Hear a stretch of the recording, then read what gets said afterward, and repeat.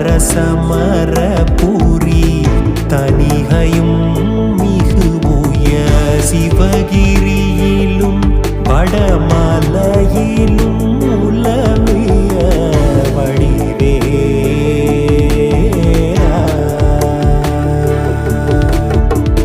தினமும் உனது துதி பரவிய அடியவர் மனது கூடியுமீரு பொருளிலும் இலகுவர் தீவிரமல மொழிய தினகரன் எனவர் பெருவாழ்வே அரவணை மீசை தூயில்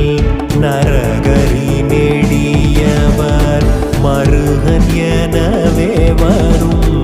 அதிசயம்